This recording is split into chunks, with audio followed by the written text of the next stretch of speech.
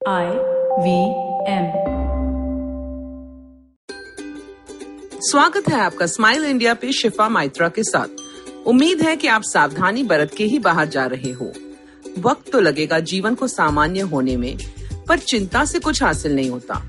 दुनिया बदल रही है तो अच्छे के लिए ही।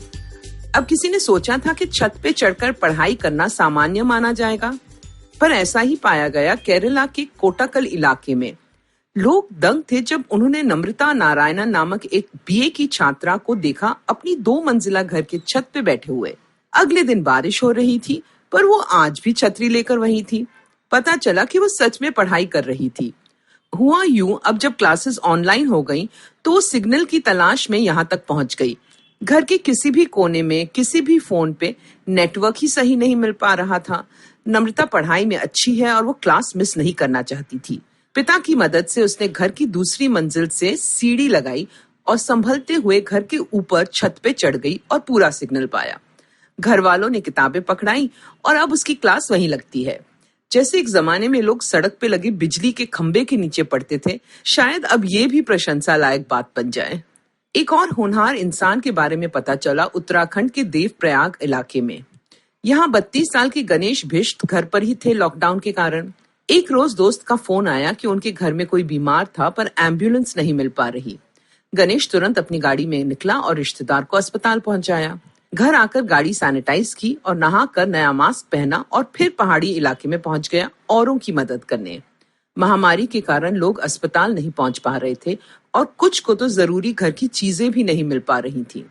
अब वो रोज अपनी गाड़ी को एम्बुलेंस बनाकर ऊपरी पहाड़ी इलाकों से लोगों को शहर तक ले जाता और छोड़ता है। उसकी शर्त यह है कि सबने मास्क पहना हो, सैनिटाइजर का इस्तेमाल करें और बात करते वक्त 2 गज की दूरी रखें। लोग उसे दुआएं दे रहे हैं। कुछ ने सोशल मीडिया पे भी धन्यवाद कहा। अब लोग बाकी शहरों और देशों से उसे पैसे भेज रहे हैं ताकि ये नेक काम चलता रहे। हम प्रार्थना करते हैं कि गणेश जी इस गणेश की रक्षा करें। अब ये मजेदार किस्सा सुनो मुंबई से। यहाँ रहते हैं दिलेश पारेख, जिनका विश्व में रिकॉर्ड है। उनके पास 4,500 पुराने कैमरास जो हैं। ये सिलसिला शुरू हुआ जब दिलीप छोटा बच्चा था और उसके दादाजी कैमरास के शौकीन थे। उसे भी दिलचस्पी हो गई और उसने फोटो खींचना अपना पेशा बना लिया। दादाजी ने अपने 600 कैमरा दिलीप को दे दिए गुजरने से पहले। अब दिलीप ने तय किया कि वो पुराने कैमरा और ढूंढेगा और इस खजाने को बढ़ाएगा। देश भर में लोगों से मिला, कहीं से लकड़ी का कैमरा लिया तो कहीं से पानी में काम करने वाला। अब तो उसके पास वो कैमरा भी है जिससे पहली बार राष्ट्रपति भवन में आजादी के बाद तस्वीर ली गई। विदेश से भी लोग आते हैं उसके यहाँ कैमरा देखने। दिलीप अब चाहता है कि वो इन कैमरास का एक संग्रहालय बनाए। अब ये तो एक म्यूजियम है जहां मैं बार बार जाऊंगी। एक और देखने लायक जगह है इंदौर, जो देश का सबसे साफ शहर है। मैं कुछ महीने पहले गई थी और कुछ खास है वहां।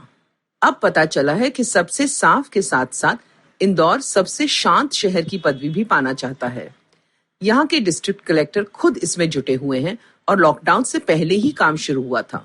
ट्रैफिक का शोरगुल बहुत है और इसीलिए प्रशासन ने ऐसे सिग्नल लगवाए हैं जो हॉर्न बजाने पर और देर तक नहीं बदलते। ये मुहिम मुंबई में शुरू हुई थी पर फिर इंदौर ने भी अपनाई। साथ ही अगर किसी अस्पताल या वृद्ध आश्रम के पास हॉर्न बजाता कोई पाया गया तो तुरंत जुर्माना देना पड़ता है। अब कोविड-19 की पाबंदियों के बाद त्योहारों पे लाउडस्पीकर और शादियों पे डीजे तो वैसे ही बंद हो जाएंगे। वैसे आवाज से होने वाला प्रदूषण हम सबकी सेहत के लिए बहुत बुरा है।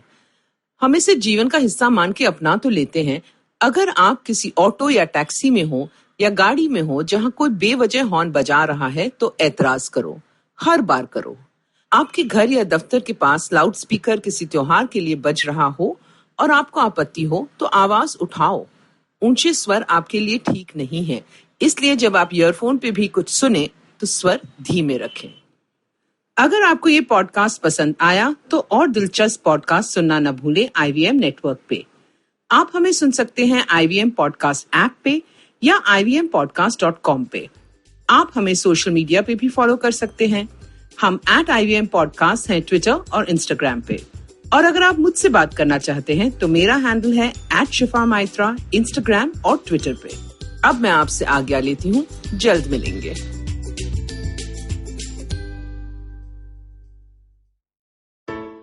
I hope you enjoyed that show. We'd like to thank our sponsors this week, Paytm Money. It really has been a great week this week. We've had two of our first international cricketers show up, people who have played for their respective sides. We had W.V. Raman come on Edges and Sledges, the cricket podcast. If you haven't heard that, you should be listening to that if you enjoy cricket. It's really one of the best out there. And you should also definitely check out Monty Panesar, who showed up on Cyrus Says. That was another really interesting conversation that occurred. If you haven't been listening to a few of our shorter shows, please do that as well. Ashish Vidyarthi has been doing a great job for us. We got 30 episodes now on Begin the Journey. I think you really enjoyed that show. If you haven't listened to it, it helps you with understanding what's going on in this tough time and how do you deal with it from a mental health perspective.